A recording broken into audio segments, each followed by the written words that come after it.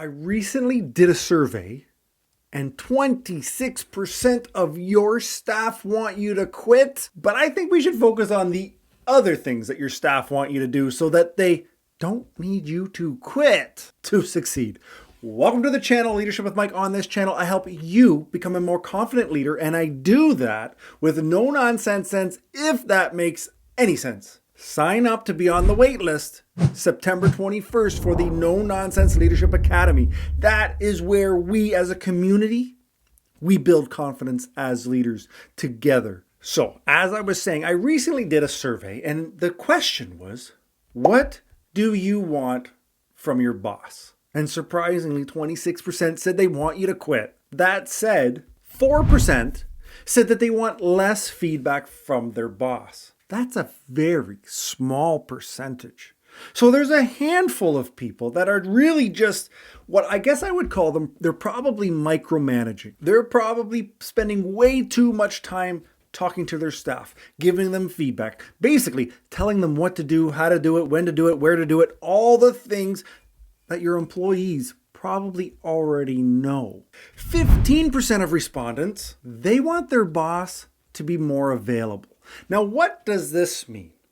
To me, what it means is that when you're walking through the office, your face is not buried in your cell phone. You're not so absorbed in your leadership role. I know it's important. I know you have things to do. But when you're walking through the office, when you're walking by your team, make sure, put the phone away. Make sure you acknowledge them. Say, hi, how you doing? I'm not telling you to have a full hour conversation with these people, but just be available. Have your eyes open while you're walking, your head on a pivot, so to speak, so that people can make eye contact with you and that they can feel like they can approach you, that they can talk to you, that they can bring a problem to you or a solution to you.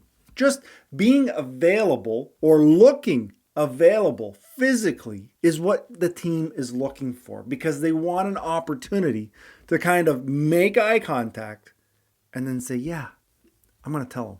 I'm going to tell her. And then start a conversation. But when your face is buried in a phone, when your face is, you're just talking every time you pass through the office, just make an effort to be more available. And don't give me no BS as my door is always open. That does not show your team you're available. 16% of respondents, they wanted to be invited out to lunch with the boss as a social thing. This kind of surprised me. I threw it in just wondering who wanted to hang out with the boss. 16%. As a leader, something you could take away from this is maybe instead of official one-on-ones, grab a small group. Take them out to lunch. Talk shop. Don't talk shop. Talk about what you did on the weekend. Talk about what they're doing. But just get to know your staff and give them the opportunity to have your undivided attention. This is interesting because I think that when a boss takes someone out to lunch, I see it as a great opportunity to bond. I see it as a great opportunity for a leader to show appreciation.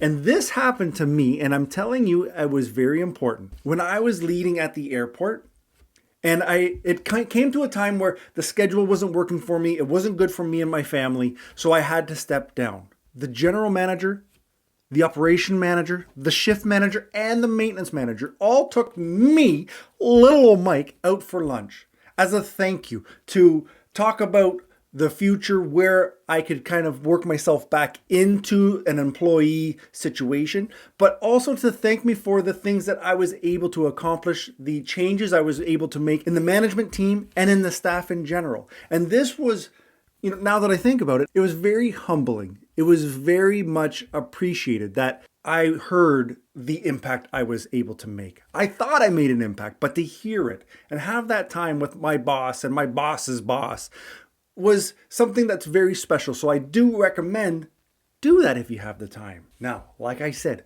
26% of the people want their boss to quit. To me, this is heartbreaking because it means that you've put them in a spot, and yes, but you've put them in a spot where they don't want to work with you, they don't want to work for you, they don't want to hear nothing about you, which you may say, that's fine, I'm here to do a job. But part of your job is getting people to do their job. And people will do their job 10 times better when it's someone that they like, trust, and respect. If they hate you as a boss, you are not doing yourself any favors. You are not helping the corporate, the office, the business. You're not. When 26% of your staff want you to quit, you're doing something wrong. So just acknowledge that. You are part of the problem, and then we work on how to become a better leader.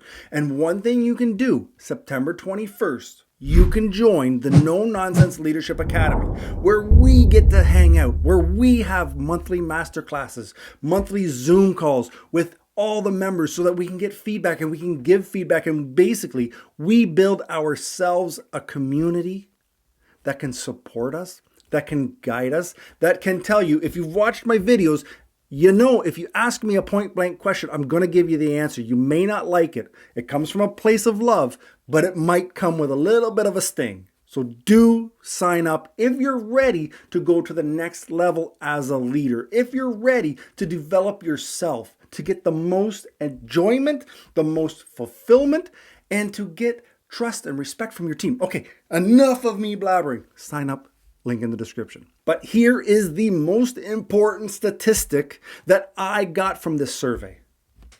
39%. 39% of your staff want more feedback. They want to hear from you. They want to know that they're doing a great job. They want to know that they're doing a good job. They want to know if they're slipping. They want that open line of communication. This, to me, was one of the most eye-opening things that I've seen in quite some time. I mean, we're talking damn near 40% of employees want more feedback. They're literally begging for you to help them out, to give them some information. Good, bad, or indifferent, just share that stuff. Now, it's not every day that I'm doing these surveys, and it's not every day that you're going to figure out why your staff aren't happy or what they want from you. But what you can do is you can learn why your staff's quitting, because they're not going to tell you. And in this video, I share 5 things that your employees don't tell you when they quit. I'll see you there. Ciao.